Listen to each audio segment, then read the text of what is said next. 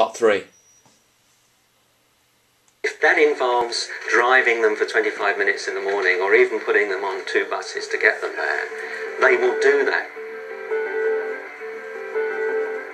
Parental choice is a powerful force in education, but it comes at a price. It has a real and measurable impact on the attainment gap between rich and poor.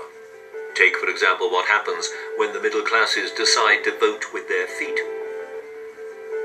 The leafy suburbs of outer London on the borders between Roehampton and Wimbledon.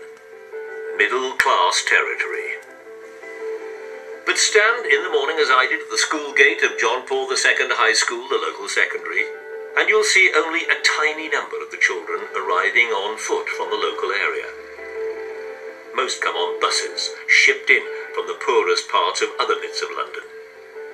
We might all want to send our child to the local school, but It's got to be good. And if it isn't good, it very quickly gets a reputation. And then people say, no way. More specifically, the middle class, who do have more choices than people with less money. They say, not sending mine there. And then that escalates. It is a vicious circle. And this school is a victim of that phenomenon.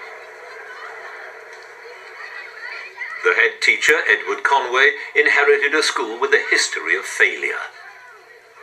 One of the worst secondaries in London. Give me an idea of where the children come from. In this school, I know we're very close to Wimbledon. We don't take many students from Wimbledon.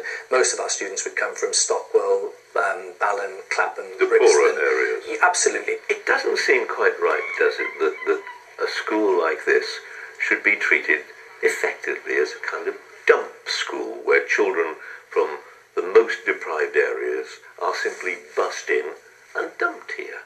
I wouldn't necessarily. I know you'd hate the word dump, of course you would, and it creates quite the wrong impression. Absolutely. But nonetheless, the fact is that people who live here don't want to send their children here, so therefore children who don't have the choice that these parents have, the middle-class parents, have no choice but to have them bussed in. I mean, that just doesn't sound right.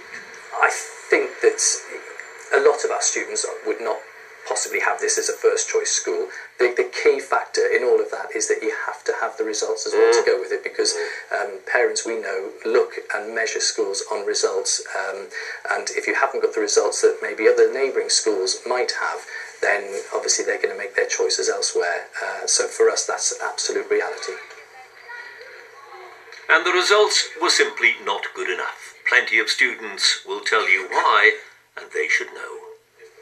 It was like, you get one teacher for like 3 months, that teacher will leave, get another teacher, another 3 months, that teacher will leave, and it's like, like you just sort of give up, not give up, but it's like you give up because there's no point. Every time you get a new teacher, the new teacher's got a different strategy, and it's hard to adapt, and it kind of puts you off like your work because it's just thinking like, what's the point of this, we've gone over this, but the teacher doesn't know that, and it was just like, it's hard. Yeah. You've been let down, haven't you? If that's what was going on with teaching, and you feel a bit, I don't know, angry about that. Yeah, disappointed. Gets me upset actually, because I know if we would have consistent, good teachers, we would be like A students, no doubt about it. When we were in special measures, discipline was not good. There were lots of difficulties. I think also when schools find themselves in very difficult situations, staff don't necessarily want to work in difficult schools. It takes a certain person to work in a very challenging school. But when times get better, the environment's much better, and generally the school ethos, culture and everything is much better, and you find staff actually wanting to stay. Brilliant. So I'll give you about 5 Under Mr. Conway's leadership, the school has improved. Ofsted recently rated it as satisfactory. And that's because they put so much emphasis on exam results. Okay, get your things, come through here, okay? This is Claire Thompson. She runs what she calls a boot camp. It's all about getting better results at GCSE English. The students I'm working with are struggling to gain a C, so they're CD borderline. So with these young people, usually the issues that they face is like procrastination, they concentration things, related to their work ethic rather than their intelligence. So I do things like this to to break away from the classroom and to make interesting, just more modern, make learning more relevant to their learning styles. What do we know about the minutes to marks ratio? How many minutes do we spend on each question? Depends how much marks. 1 mark, 3 minutes? 2. Double it. So it says 2 marks, 4 minutes. Okay, so right at the top, so you know. Okay? Are you teaching them, or are you simply teaching them to pass exams? I'm basically revising exam techniques with them. So I'm doing revision. I'm like supplementing the teaching that already exists. So which is completely focused towards an exam. So I'm teaching them how to pass their exams. But even if the results do improve, winning back the support of local middle-class parents is still hugely difficult. So long as the middle class don't play ball, and why should they? Because they would say, I would say, you would say, I'm not going to sacrifice my child on the altar of a particular ideology, then the vicious circle prevails. Absolutely. I think that vicious circle does prevail. The difficulty is that obviously schools that have had challenging histories have got to work, I think, even harder to attract that particular social group back in. If there was one thing, one big thing, that you could change about education to make this a more socially mobile society, what would it be?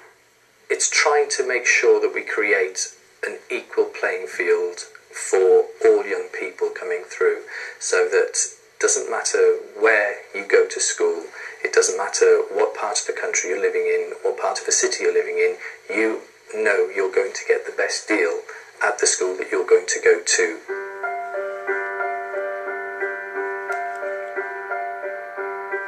And if the deal at the school is not good enough, well, there's always private tuition. Always has been. But never before on this scale. And it's not just the wealthier parents forking out.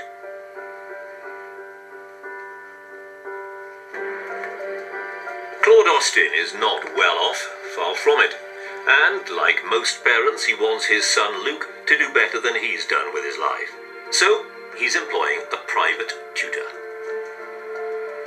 Con's bag has been missing for 3 days, and Mum seems to have recovered completely. Just tell me about your son, how he's been getting on at school. He's been getting on fine. The last year, he's picked up really, really well. His reading has got much, much better. And is that because you now have a tutor? Because of the tutor, yeah. So how much does that cost you? I think it's £130 a month. Can you manage that all right? We have to. It's a matter of having to. Personally, as parents, we want him to do better. So with the extra help, hopefully he'll just push on a little bit more, get him ready for when he goes to secondary school. What's this baby doing? Crawling. Good. How will you know that it's been worth it? When his exam results come out, I was disappointed. Well, you can only do so much for them. It's for them to take it on that stage further. You can only help them so much. The rest is down to them. Which is a huge number, obviously. Mylène Curtis runs one of this country's largest private tutoring companies. It's a very good business to be in these days. Her strategy is to target the large swathe of worried parents who'd like to go private but can't afford to. Recent surveys show that as many as 63% of all parents would indeed purchase private education for their... Questions for part 3. Stephen Ball gives what further evidence of the power of the middle class? We might want to send our children to the local school, but it's a vicious circle. What does he mean? And why are so many parents investing money in private tutors?